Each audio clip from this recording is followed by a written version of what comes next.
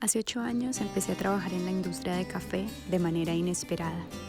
Y cada vez que hago fotos en una finca cafetera, que preparo mi café en la mañana o incluso cuando riego mis plantas de café, pienso en él, mi abuelo, un cafetero inigualable. Falleció en el 1990 y no tuve la oportunidad de conocerlo, pero el café nos une, así que hoy quiero narrarles parte de su historia. Esta historia empieza así: la travesía en busca de mi destino. La noche estaba estrellada. Las veladoras les faltaba poco para terminarse. Eran las 12 y en la sala de la casa de los Jiménez, lugar donde siempre se rezaba el rosario en familia, estaba mi abuelo Jesús, escuchando las canciones populares de la época junto a su pequeña hija, Estela, quien estaba atemorizada porque esa noche no era igual a todas, pues el viento rugía más de lo normal, o como decía ella, mi mamá, emitía sonidos que le parecían que fueran almas despertando. Entonces, don José J., como le llamaban en su pueblo, siempre le contaba largas historias imaginarias para calmarla.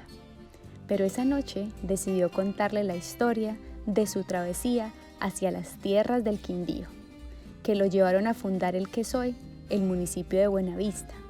Y entonces comenzó su relato diciendo: hace más de 60 años, en las lejanas tierras de Granada, Antioquia, un pueblo pequeño pero encantador a la vista, vivía con mis padres y mis 10 hermanos. En ese momento tenía 21 años. Para ese entonces mi sueño más anhelado era salir de mi casa hacia el Quindío, lugar enclavado en la cordillera entre montañas multicolor, donde siempre pensaba que podría tener mejores oportunidades de vida, volverme un comerciante y conseguir la tierra que tanto añoraba. Aquí pienso yo en mi abuelo Jesús, caminando por las montañas que extraño profundamente ahora. Me lo imagino joven y vigoroso, escuchando los versos de Urí cantados por algún trabajador de una de sus fincas mientras recorrían la esperanza. Y con una sonrisa en su rostro, como suele decirme mi mamá, que siempre la tenía.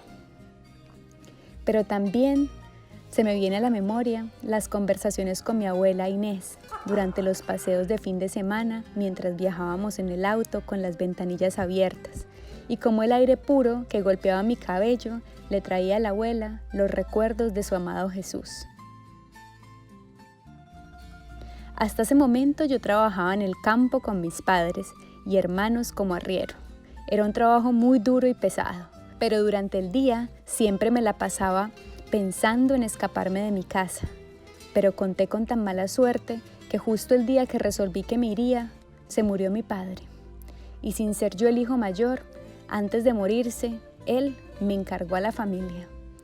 Entonces tuve que quedarme 2 años más al lado de mi familia, trabajando para mantenerlos.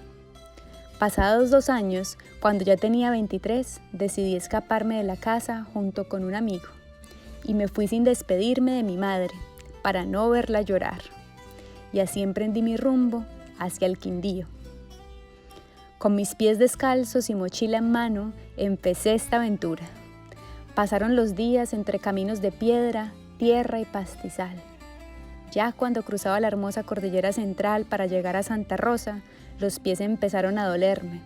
Recordé entonces que cuando emprendí el viaje, uno de mis tíos me regaló unas alpargatas, que por cierto no se las quería recibir, pero ante su insistencia acepté recibírselas y recordé que me dijo: Jesús, las va a necesitar. Así que me las puse y de repente sentí que desaparecía todo mi cansancio y parecía como si volara entre las nubes o estuviera montando en el más grandioso caballo. Después de algunas semanas, mientras vivía en Santa Rosa, en uno de mis viajes a la plaza principal, me encontré con un viejo amigo. Le conté que iba rumbo al Quindío, pero que estaba trabajando para poder continuar. Él me dijo: no, Chucho, yo lo noto como aburrido. Si quiere yo le presto plata para que pueda seguir. Y pues así fue. Me resolví a pedirle la plata prestada y en cuestión de días me puse mis alpargatas voladoras de nuevo y continué caminando. Ahora en busca de Calarcá, un pueblo en el Quindío donde tenía algunos amigos y me podía quedar. Como no estaba seguro de qué camino tomar, porque en ese momento no había casi carreteras, me resolví continuar por el de la izquierda, que parecía salido de una historia de fantasía, con unos grandes y verdes árboles que jamás había visto en mi vida, además del canto de millones de aves que se escuchaban en el camino, que sin duda lograron por momentos hacerme olvidar de la tristeza que embargaba mi alma al haber dejado a mi madre en Granada.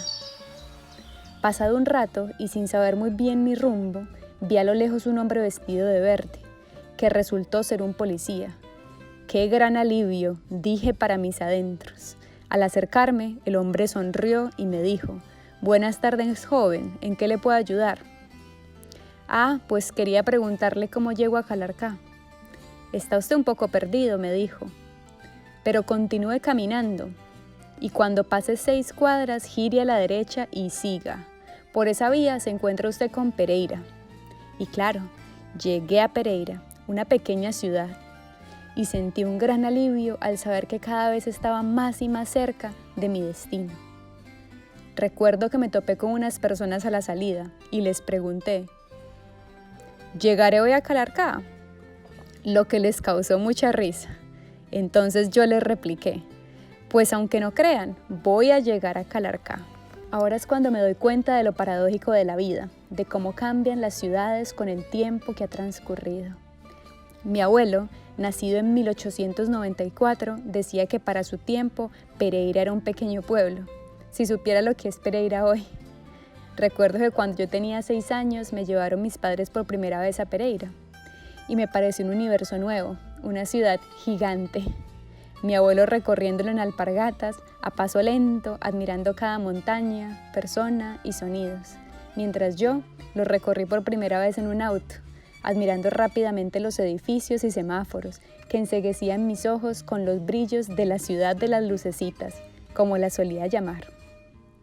Continúa mi abuelo. Eran las 4 de la tarde y yo seguía caminando, cuando de repente alcancé un señor que parecía como enfermo. Lo pasé sin saludarlo, pero justo al momento alzó su voz y me dijo: «Joven, ¿para dónde va? ¿Se quiere ir conmigo y me acompaña? Usted puede quedarse en mi casa por varios días si quiere. Yo vivo en Circasia». Así pues, decidí acompañarlo. Lo ayudaba a pasar como si fuera mi padre y le daba la mano para que no fuera a caerse. Al pasar las horas comenzó a llover a cántaros y cada vez nuestras alpargatas se fundían más entre la mezcla de tierra y pastizal. Pasamos a la 1 de la tarde del siguiente día por Finlandia y don Juan no paraba de decirme lo agradecido que estaba conmigo por mi ayuda y por esperarlo con paciencia, a lo que yo solo le sonreía. Finalmente temperó y arribamos a Circasia, donde vivía don Juan. Al primero que encontramos fue a su hijo, un hombre radiante, quien me saludó muy amable, y después de charlar un rato con él, me despedí. Pero don Juan no estuvo muy a gusto, porque no me quedé. Incluso recuerdo que no me quiso dar la mano para despedirse, a lo que le dije: «Bueno, ahí lo dejo en la mejor compañía, la de su hijo». Y continué con el viaje. Pero el clima no estuvo de mi lado, porque llovió toda la tarde, tanto que parecía que el cielo fuera a caerse. Finalmente llegué a Calarcá, exactamente a las 6:30 de la tarde, y lo primero que hice fue preguntar dónde quedaba el hotel de Ana María Giraldo, el cual, con indicaciones de un par de paisanos, encontré rápidamente. Doña Ana María me recibió con los brazos abiertos, como si fuera mi casa.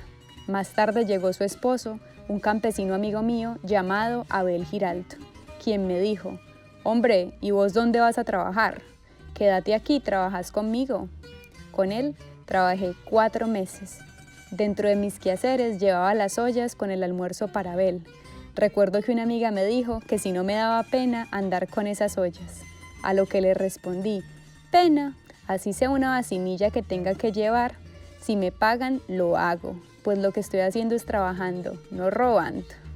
Para que veas, Estelita, que todo trabajo honesto se debe hacer con orgullo y sin pena. Continuemos pues.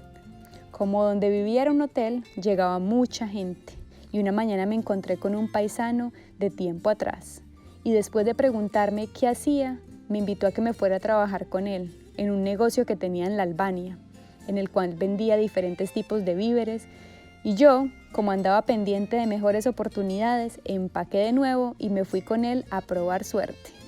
Pero a los pocos días empezó la crisis de café y me quedé sin trabajo. Así que lo que hice fue comprar unos cajones y costales, y con lo poco que había podido ahorrar, viajaba a Calarcá cada fin de semana a comprar maíz, frijoles, y los traía para venderlos en la Albania. Ay, si supiera mi abuelo que tuve el placer de pasar por la Albania casi a diario en los últimos 5 años que viví en el Quindío, que lo pensaba siempre y detallaba la fonda y la piscina que ahora existen ahí, y me imaginaba cómo era ese pequeño caserío en la época que él estuvo ahí. Continúa mi abuelo. Pasado un tiempo empecé a viajar a Armenia a vender el café que algunos campesinos me pedían el favor que se los vendiera. Así que me las ingenié, y luego de venderles el café, con ese dinero compraba maíz y frijoles por bultos de los campesinos que los traían de las fincas, y me paraba en la plaza y los vendía por cuartos y cuartillas, recuperando así la plata del café y obteniendo ganancias extras.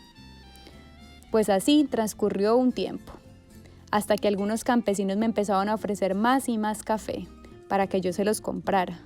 Pero como no tenía el dinero suficiente para comprarlo, le comenté a uno de mis compradores de Armenia lo que me estaba sucediendo, a lo que me dijo: pues Jesús, yo le presto, compre que yo le presto. Y así empezó mi negocio, primero con 5 pesos, después 60, 300, hasta que perdí la cuenta de cuánto dinero me prestaba y cuánto dinero ganaba.